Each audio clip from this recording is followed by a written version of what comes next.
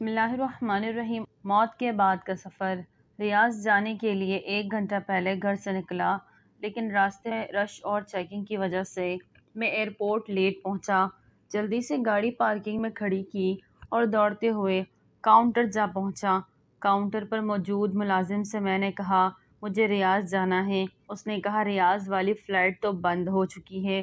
میں نے کہا پلیز ضرور آج شام ریاض پہنچنا ہے۔ اس نے کہا زیادہ باتوں کی ضرورت نہیں ہے، اس وقت آپ کو کوئی بھی جانے نہیں دے گا۔ میں نے کہا اللہ تمہارا حساب کر دے۔ اس نے کہا اس میں میرا کیا قصور ہے؟ بہرحال میں ایئرپورٹ سے باہر نکلا، حیران تھا کیا کروں، ریاض جانے کا پروگرام کینسل کر دوں یا اپنی گاڑی سٹارٹ کر کے روانہ ہو جاؤں یا ٹیکسی میں چلا جاؤں۔ بہرحال ٹیکسی میں جانے والی بات پر اتفاق کیا۔ ایئرپورٹ کے باہر ایک پرائیویٹ گاڑی کھڑی تھی۔ میں نے پوچھا ریاض کے لیے کتنا لوگے؟ اس نے کہا 500 ریال۔ بہرحال 450 ریال میں بڑی مشکل سے راضی کیا اور اس کے ساتھ بیٹھ کر ریاض کے لیے روانہ ہو گیا۔ بیٹھتے ہی میں نے اس سے کہا کہ گاڑی تیز چلانی ہے۔ اس نے کہا فکر مت کرو۔ واقعی اس نے خطرناک حد تک گاڑی دوڑانا شروع کر دی۔ راستے میں اس سے کچھ باتیں ہوئی۔ اس نے میری جاب اور خاندان کے متعلق کچھ سوالات کیے اور کچھ سوال میں نے بھی پوچھ لیے۔ اچانک مجھے اپنی والدہ کا خیال آیا کہ ان سے بات کر لوں۔ میں نے موبائل نکالا اور والدہ کو فون کیا۔ انہوں نے پوچھا بیٹے کہاں ہوں؟ میں نے کہا جہاز کے نکل جانے اور ٹیکسی میں سفر کرنے والی بات بتا دی۔ ماں نے دعا دی بیٹے اللہ تمہیں ہر قسم کی شر سے بچائے۔ میں نے کہا انشاءاللہ جب میں ریاض پہنچ جاؤں گا تو آپ کو اطلاع دے دوں گا۔ قدرتی طور پر میرے دل پر ایک پریشانی چھا گئی اور مجھے ایسا لگ رہا تھا جیسے کوئی مصیبت میرا انتظار کر رہی ہو۔ اس کے بعد میں نے اپنی بیوی کو فون کیا۔ میں نے اسے بھی ساری بات بتا دی اور اسے ہدایت کی کہ بچوں کا خیال رکھے، بالخصوص چھوٹی بچی کا۔ اس نے کہا جب سے تم گئے ہو مسلسل آپ کے بارے میں پوچھ رہی ہے۔ میں نے کہا میری بات کرواؤ۔ بچی نے کہا بابا آپ کب آئیں گے؟ میں نے کہا ابھی تھوڑی دیر میں آ جاؤں گا۔ کوئی چیز چاہیے؟ وہ بولی ہاں میرے لیے چاکلیٹ لے آؤ۔ میں ہنسا اور کہا ٹھیک ہے۔ اس کے بعد میں اپنی سوچوں میں گم ہو گیا کہ اچانک ڈرائیور کے سوال نے مجھے چونکا دیا۔ پوچھا کیا میں سگریٹ پی سکتا ہوں؟ میں نے کہا بھائی تم مجھے ایک نیک اور سمجھدار انسان لگ رہے ہو، تم کیوں خود کو اور اپنے مال کو نقصان پہنچا رہے ہو؟ اس نے کہا میں نے پچھلے رمضان میں بہت کوشش کی کہ سگریٹ چھوڑ دوں لیکن کامیاب نہ ہو سکا۔ میں نے کہا اللہ تعالیٰ نے تمہیں بڑی قوت دی ہے، کیا تم سگریٹ چھوڑنے کا معمولی سا کام نہیں کر سکتے؟ بہرحال اس نے کہا آج کے بعد میں سگریٹ نہیں پیوں گا۔ میں نے کہا اللہ تعالیٰ آپ کو ثابت قدمی عطا فرمائے۔ مجھے یاد پڑتا ہے کہ اس کے بعد میں نے گاڑی کے دروازے کے ساتھ سر لگایا کہ اچانک گاڑی سے زوردار دھماکے کی آواز آئی اور پتہ لگا کہ گاڑی کا ایک ٹائر پھٹ گیا ہے۔ میں گھبرایا اور ڈرائیور سے کہا اسپیڈ کم کر دو اور گاڑی کو قابو کرو۔ اس نے گھبراہٹ میں کوئی جواب نہیں دیا۔ گاڑی ایک طرف نکل گئی اور قلعہ بازیاں کھاتی ہوئی ایک جگہ رک گئی۔ مجھے اس وقت اللہ نے توفیق دی کہ میں نے زور زور سے کلمہ شہادت پڑھا۔ مجھے سر میں چوٹ لگی تھی اور درد کی شدت ایسا محسوس ہو رہا تھا کہ سر پھٹا جا رہا ہے۔ میں جسم کی کسی حصے کو حرکت نہیں دے سکتا تھا۔ میں نے اپنی زندگی میں اتنا درد کبھی بھی نہیں دیکھا تھا۔ میں بات کرنا چاہ رہا تھا لیکن بول نہیں سکتا تھا، جبکہ میری آنکھیں کھلی تھی لیکن مجھے کچھ نظر نہیں آ رہا تھا۔ اتنے میں لوگوں کے قدموں کی آوازیں سنی جو ایک دوسرے سے کہہ رہے تھے کہ اسے بلاؤ نہیں، سر سے خون نکل رہا ہے اور ٹانگیں ٹوٹ گئی ہیں۔ میری تکلیف میں اضافہ ہوتا چلا جا رہا تھا اور سانس لینے میں شدید دشواری محسوس کر رہا تھا۔ مجھے اندازہ ہوا کہ شاید میری موت آ گئی ہے۔ اس وقت مجھے گزری زندگی پر جو ندامت ہوئی میں اسے الفاظ میں بیان نہیں کر سکتا۔ مجھے پتہ چلا کہ اب مجھے موت سے کوئی نہیں بچا سکتا۔ اس کہانی کے آخر میں بتاؤں گا کہ اس کی کیا حقیقت ہے۔ یہاں پر بھائی بہن تصور کریں جو کچھ ہو رہا ہے میرے ساتھ ہو رہا ہے، کیونکہ عنقریب ہم سب کو اس ملتے جلتے حالات سے سابقہ پیش آنا ہے۔ اس کے بعد لوگوں کی آوازیں آنا بند ہو گئی۔ میری آنکھوں کے سامنے مکمل تاریکی چھا گئی اور میں ایسا محسوس کر رہا تھا جیسے میرے جسم کو چھریوں سے کاٹا جا رہا ہو۔ اتنے میں مجھے ایک سفید ریش آدمی نظر آیا۔ اس نے مجھے کہا بیٹے یہ تمہاری زندگی کی آخری گھڑی ہے، میں تمہیں نصیحت کرنا چاہتا ہوں کیونکہ اللہ تعالیٰ نے مجھے تمہارے پاس بھیجا ہے۔ میں نے پوچھا کیا نصیحت؟ اس نے کہا اے سید کی ترغیب کل لبیحہ الصلیب، خدا کی قسم اس میں تمہاری نجات ہے۔ اگر تم اس پر ایمان لائے تو تمہیں اپنے گھر والوں کو لوٹا دوں گا اور تمہاری روح واپس لے آؤں گا۔ جلدی سے بولو، ٹائم ختم ہوا جا رہا ہے۔ مجھے اندازہ ہوا یہ شیطان ہے۔ مجھے اس وقت جتنی بھی تکلیف تھی اور جتنا بھی اذیت سے دوچار تھا لیکن اس کے باوجود اللہ اور اس کے رسول پر پکا ایمان تھا۔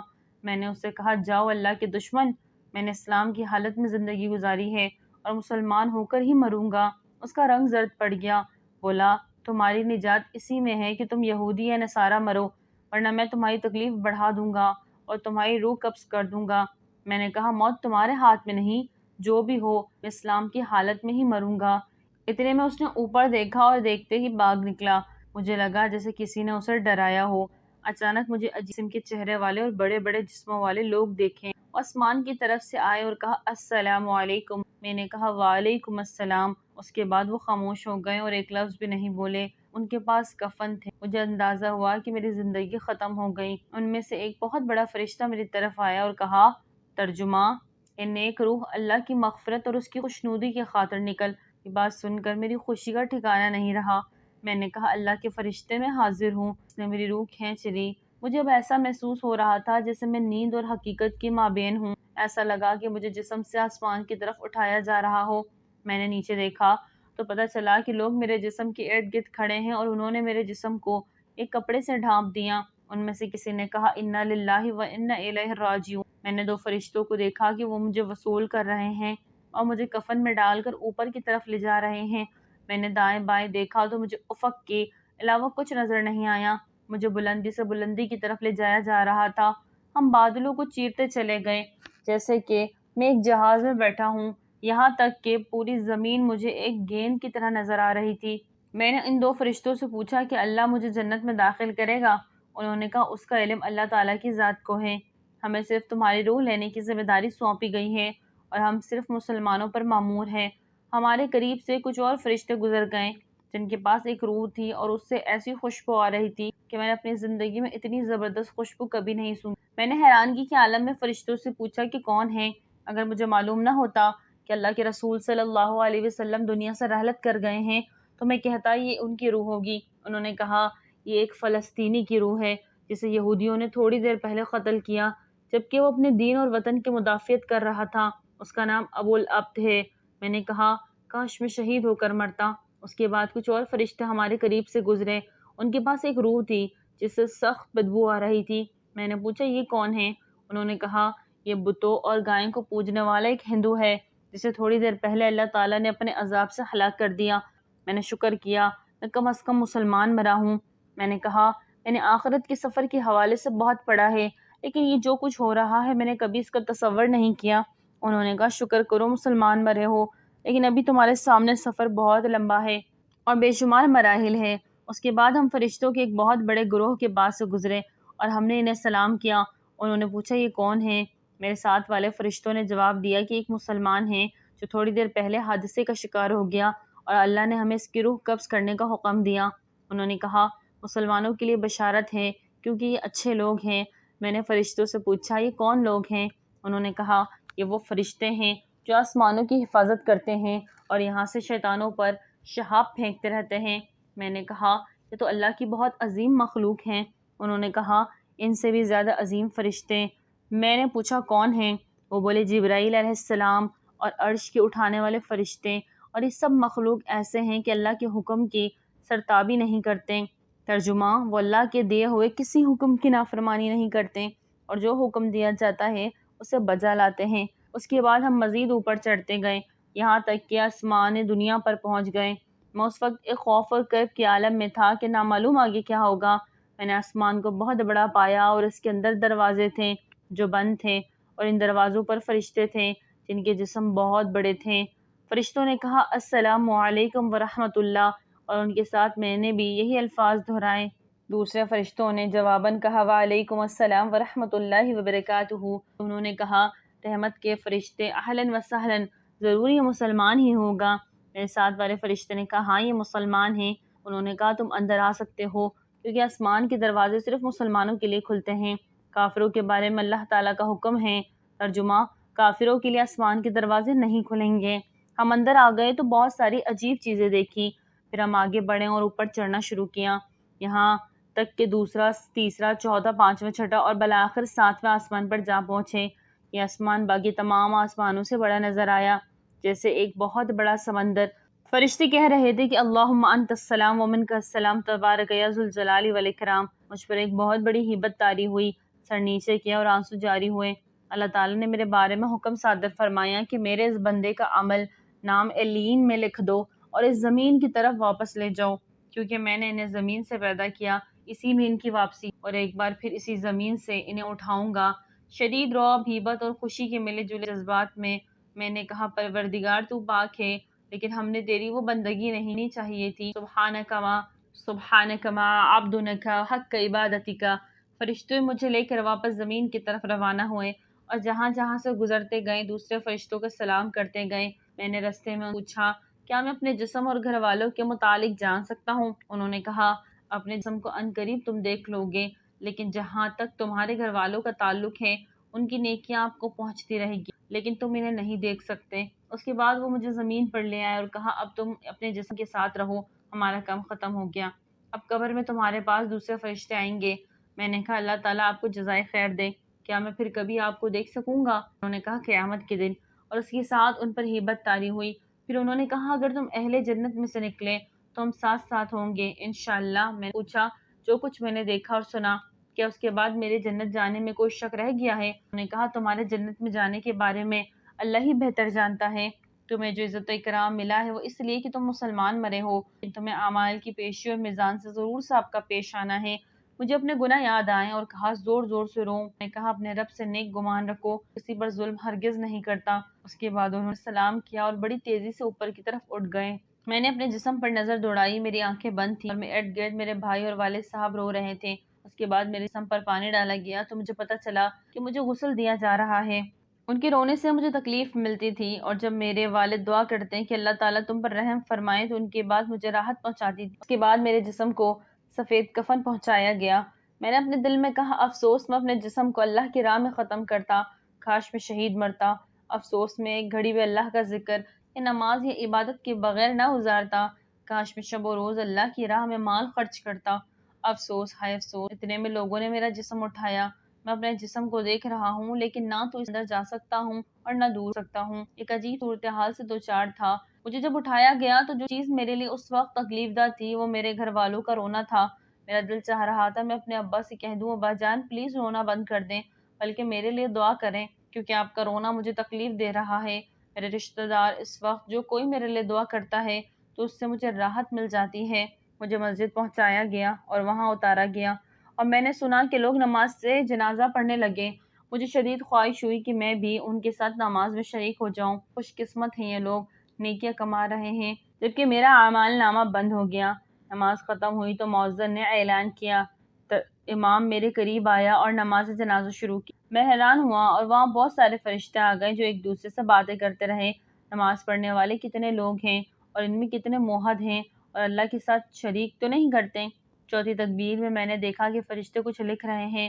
مجھے اندازہ ہوا کہ وہ لوگوں کی دعائیں لکھ رہے ہوں گے۔ اس وقت میرے دل میں خواہش پیدا ہوئی کہ امام اس رکعت کو مزید لمبی کر دیں، کیونکہ لوگوں کی دعا سے مجھے عجیب سے راحت اور سرور مل رہا تھا۔ نماز ختم ہوئی اور مجھے اٹھا کر قبرستان کی طرف لے گئے۔ رستے میں کچھ لوگ دعائیں مانگ رہے تھے، کچھ رو رہے تھے، میں حیران و پریشان تھا کہ نامعلوم میرے ساتھ کیا ہونے والا ہے۔ مجھے اپنے تمام گناہ اور غلطیاں اور ظلم اور جو غفلت کی گھڑیاں میں نے دنیا میں گزاری تھی ایک ایک چیز سامنے آ رہی تھی۔ ایک شدید ہیبت کا عالم تھا جس سے گزر رہا تھا۔ الغرض قبرستان پہنچا کر مجھے اتارا گیا۔ اس وقت مختلف قسم کی آوازیں سننے میں آئی۔ کوئی کہہ رہا ہے جنازے کو رستہ دے دو، کوئی کہہ رہا ہے اس طرف سے لے آؤ، کوئی کہتا ہے قبر کے قریب لکھ دو۔ یا اللہ، میں نے کبھی اپنے بارے میں ایسی باتیں نہیں۔ مجھے قبر میں روح اور جسم کے ساتھ اتارا گیا۔ انہیں میرا جسم نظر آ رہا تھا، روح نظر نہیں آ رہی تھی۔ اس کے بعد لہد کو بند کرنا شروع کر دیا۔ میرا دل چاہا کہ چیخ چیخ کے کہہ دوں کہ مجھے یہاں نہ چھوڑو، پتہ نہیں میرے ساتھ کیا ہوگا، لیکن میں بول نہیں سکتا تھا۔ الغرض مٹی ڈلنی شروع ہوئی اور قبر میں گپ اندھیرا چھا گیا۔ لوگوں کی آوازیں بند ہوتی چلی گئی، لیکن میں ان کے قدموں کی آوازیں سن رہا تھا۔ ان میں سے جو کوئی میرے لیے دعا کرتا اس سے مجھے سکون مل جاتا تھا۔ اچانک قبر مجھ پر تنگ ہو گئی اور ایسا لگا کہ میرے پورے جسم کو کچل دے گی، اور قریب تھا کہ میں ایک چیخ نکال دوں، لیکن پھر دوبارہ اصلی حالت پر آ گئی۔ اس کے بعد میں نے ایک طرف دیکھنے کی کوشش کی۔ اچانک دو ہیبت ناک قسم کے فرشتے نمودار ہوئے جن کے بڑے بڑے جسم، کالے رنگ اور نیلی آنکھیں تھیں۔ ان کی آنکھوں میں بجلی جیسی چمک تھی، اور ان میں سے ایک کے ہاتھ میں گرز تھا، اگر اس سے پہاڑ کو مارے تو وہ ریزہ ریزہ ہو جائے۔ ان میں سے ایک نے مجھے کہا بیٹھ جاؤ، تو میں فوراً بیٹھ گیا۔ پھر اس نے کہا من ربک، تمہارا رب کون ہے؟ جس کے ہاتھ میں گز تھا وہ مجھے بغور دیکھ رہا تھا۔ میں نے جلدی سے کہا ربی اللہ، میرا رب تو اللہ ہے۔ جواب دیتے وقت مجھ پر کپ کپی طاری تھی، اس لیے نہیں کہ مجھے جواب میں کوئی شک تھا بلکہ ان کے رعب کی وجہ سے۔ پھر اس نے مزید 2 سوال کیے کہ تمہارا نبی کون ہے اور تمہارا دین کون سا ہے، اور الحمدللہ میں نے ٹھیک جوابات دے دیے۔ انہوں نے کہا اب تم قبر کے عذاب سے بچ گئے۔ میں نے پوچھا کیا تم منکر نکیر ہو؟ انہوں نے جواباً کہا ہاں، اور بولے اگر تم صحیح جوابات نہ دیتے تو ہم تمہیں اس غرض سے مارتے اور تمہیں اتنی چیخیں نکالتے کہ اس زمین کی ساری مخلوق سن لیتی سوائے انسانوں اور جنوں کے، اور اگر جنوں ان سے سن لیں تو وہ بے ہوش ہو جائیں۔ میں نے کہا اللہ تیرا شکر ہے کہ اس نے مجھے مصیبت سے بچا لیا۔ اس کے بعد وہ چلے گئے اور ان کی جانے سے مجھے قدر اطمینان حاصل ہوا۔ ان کے چلے جانے کے ساتھ ہی مجھے سخت گرمی محسوس ہوئی اور مجھے لگا میرا جسم جلنے والا ہے، جیسے کہ جہنم سے کوئی کھڑکی کھولی گئی۔ اتنے میں 2 اور فرشتے نمودار ہوئے اور کہا السلام علیکم ورحمۃ اللہ وبرکاتہ۔ میں نے جواب میں کہا وعلیکم السلام ورحمۃ اللہ وبرکاتہ۔ انہوں نے کہا ہم فرشتے ہیں، ہم قبر میں تمہارے اعمال تمہیں پیش کرنے آئے ہیں تاکہ قبر میں قیامت تک تمہیں اپنی نیکیوں کا جو بدلہ ملنا ہے وہ ملتا جائے۔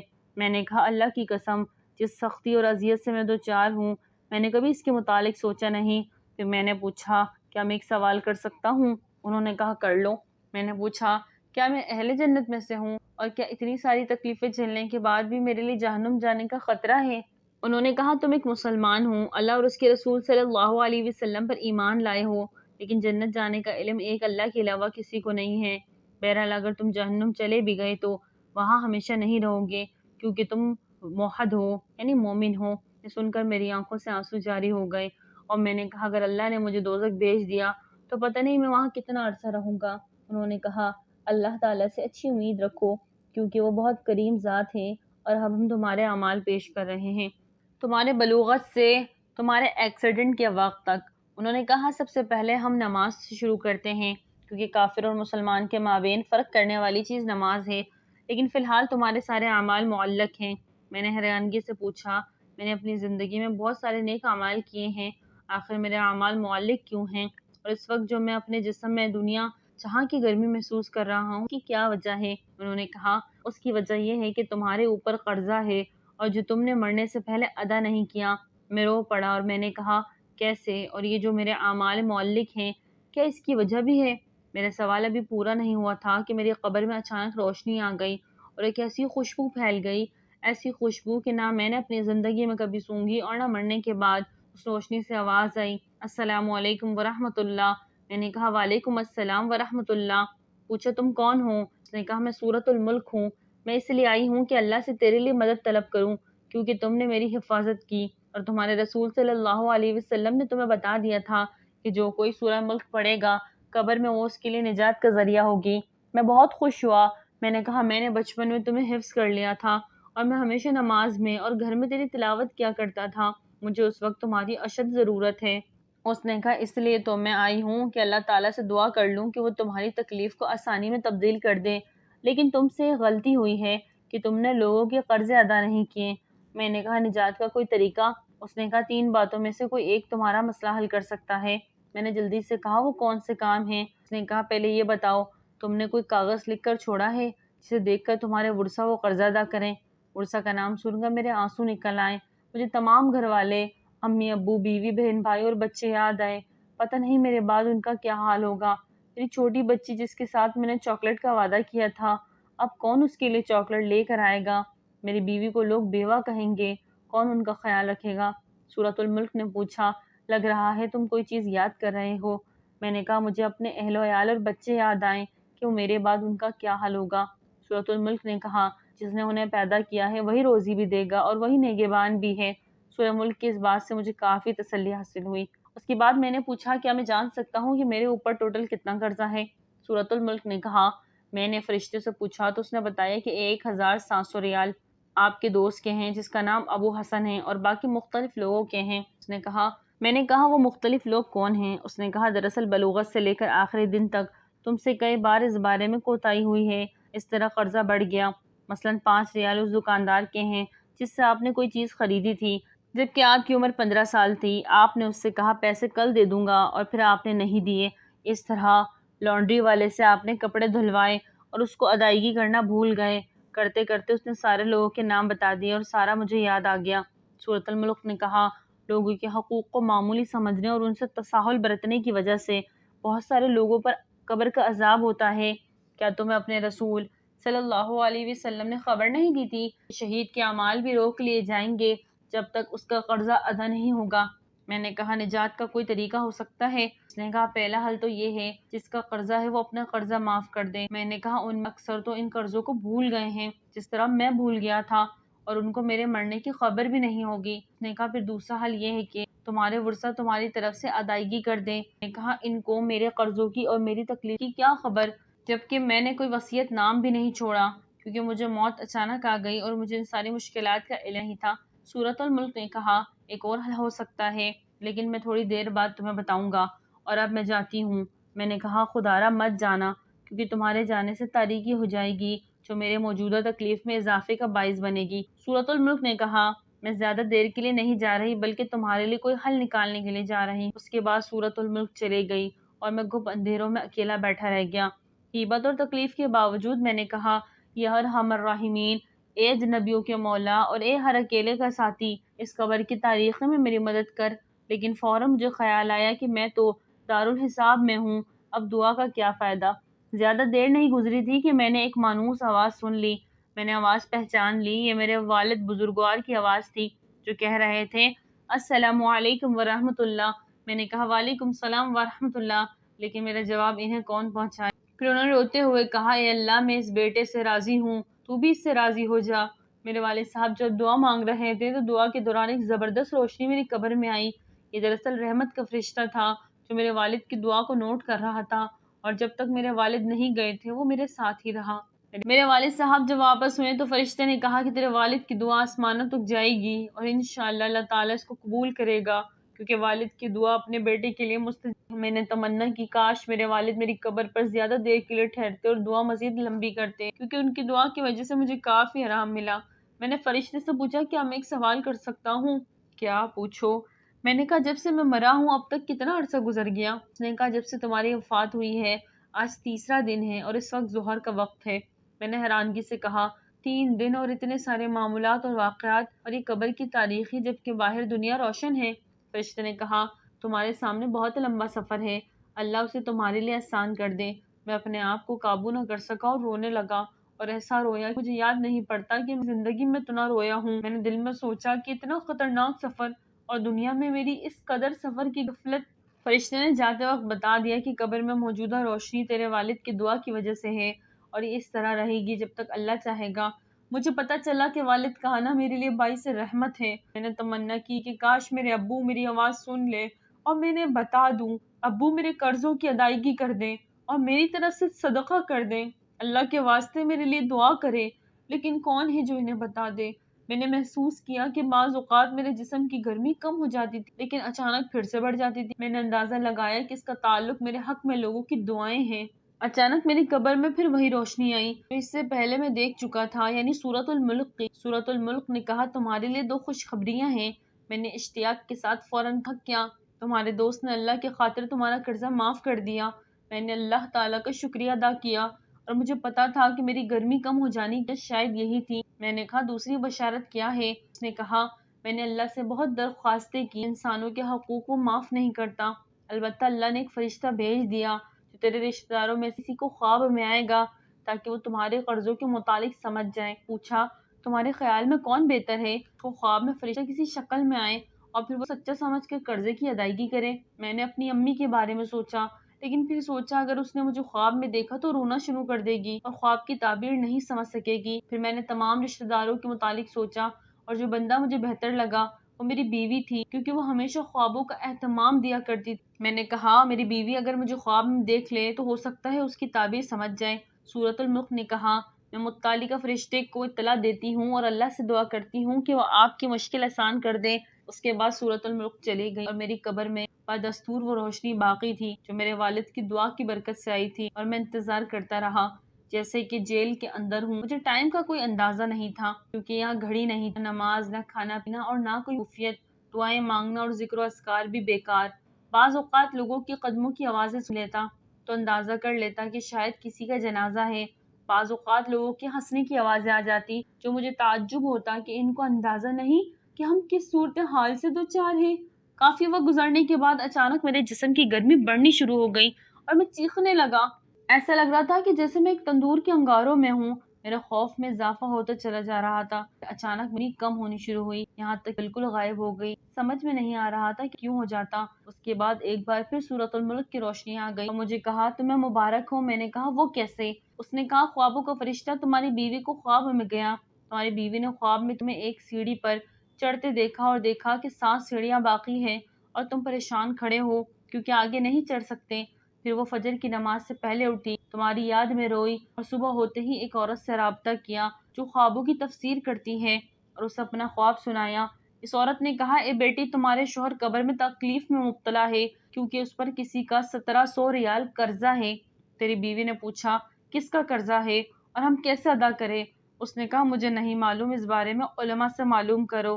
پھر تیری بیوی نے ایک شیخ کی اہلیہ سے رابطہ کیا اور اسے ساری بات بتا دی تاکہ وہ شیخ سے جواب پوچھ۔ الغرض شیخ نے کہا میت کی سے صدقہ کر دے، ہو سکتا ہے اللہ تعالیٰ اسے قبول کر کے میت کا عذاب ہٹا دے۔ تیری بیوی کے پاس سونا تھا جس کی قیمت 4000 ریال تھی، اس نے وہ سونا تیرے والد کو دیا۔ تیرے والد نے آن کے ساتھ کچھ رقم مزید لگا کر صدقہ کر دیا اور یوں تیرا مسئلہ حل ہو گیا۔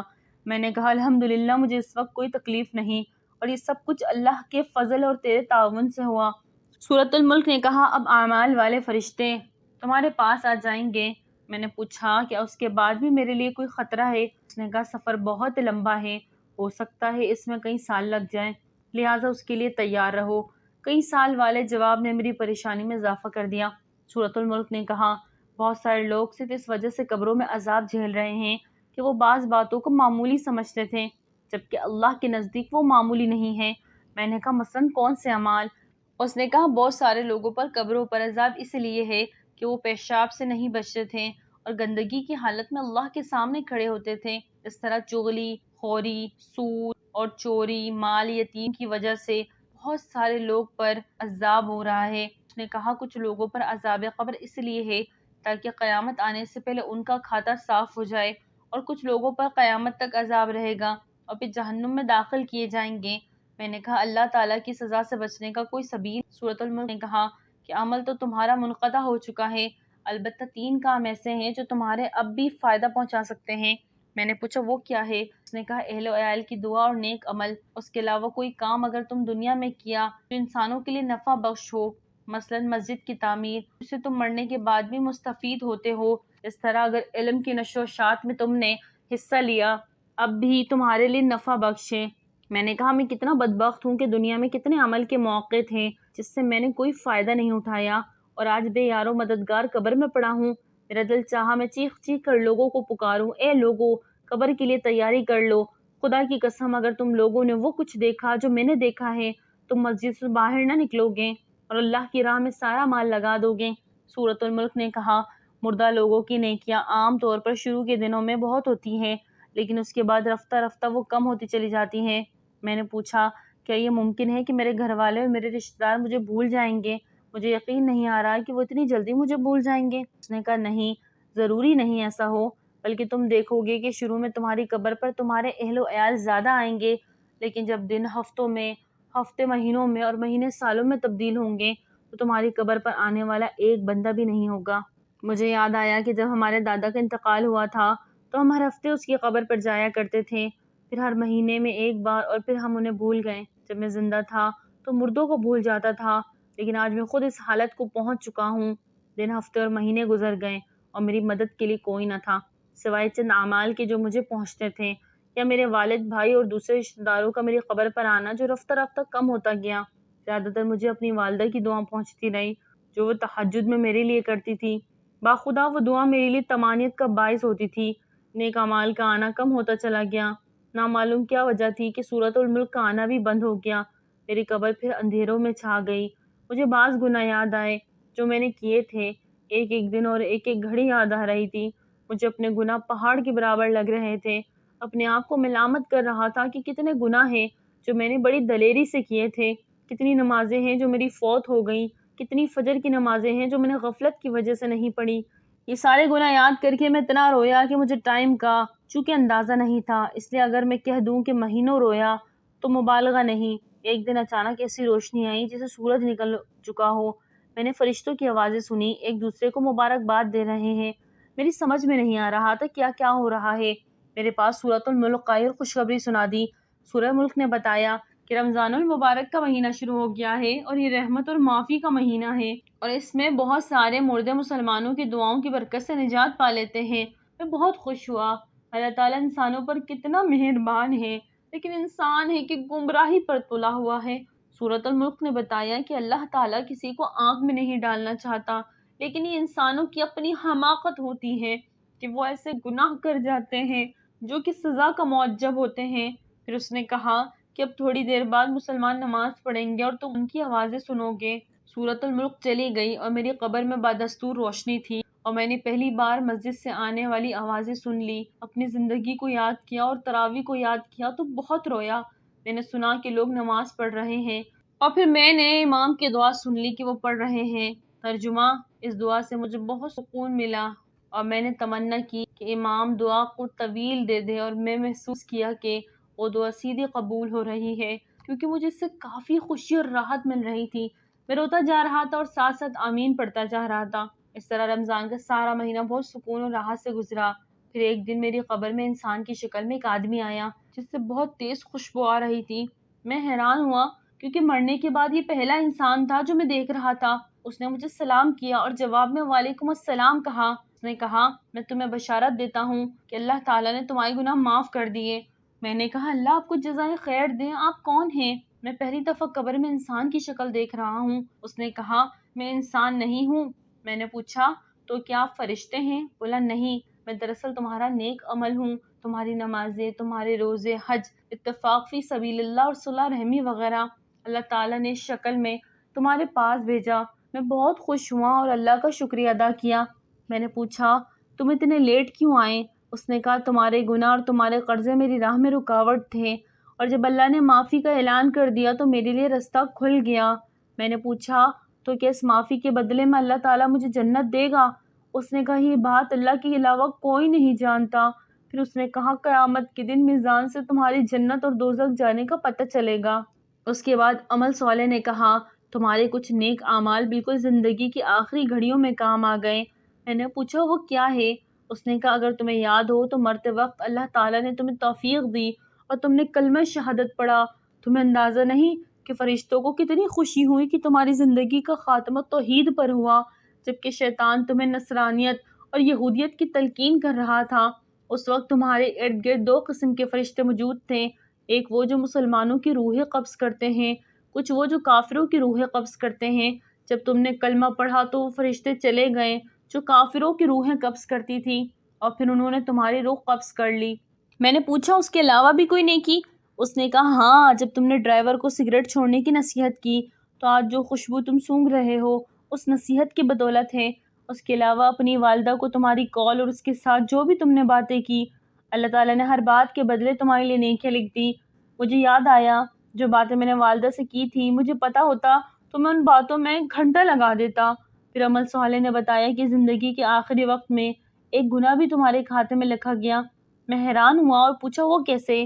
عمل صالح نے کہا، تم نے بچی سے کہا تھا میں تھوڑی دیر میں آ جاؤں گا، اس طرح تم نے اس سے جھوٹ بول دیا۔ کاش مرنے سے پہلے تم توبہ کر لیتے۔ میں رویا۔ میں نے کہا، اللہ کی قسم، میرا ارادہ جھوٹ کا نہیں تھا، بلکہ میرا خیال یہ تھا اس طرح وہ میرے آنے تک صبر کر لے گی۔ اس نے کہا، جو بھی ہو، آدمی کو سچ بولنا چاہیے، کیونکہ اللہ تعالیٰ سچے لوگوں کو پسند کرتا ہے اور جھوٹ بولنے والوں کو ناپسند کرتا ہے، لیکن لوگ اس میں بہت سے تساہل اور غفلت کا مظاہرہ کرتے ہیں۔ پھر اس نے کہا، تمہاری وہ بات بھی گناہ کے کھاتے میں لکھ دی گئی جو تم نے ایئرپورٹ میں کاؤنٹر پر بیٹھے ہوئے شخص سے کہہ دی کہ اللہ تمہارا حساب کر دے۔